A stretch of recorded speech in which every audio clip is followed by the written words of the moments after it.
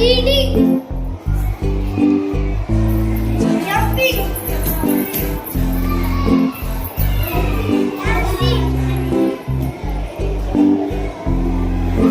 walking, lying, sleeping, thank you. माझे नाव उज्ज्वल रुद्रचोक्कर. मी आज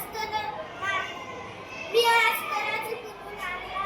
शाळेचे नाव KS विद्यालय आहे. ताराजू भाजी मंडळीत किंवा किराणा दुकानात वापरला जातो.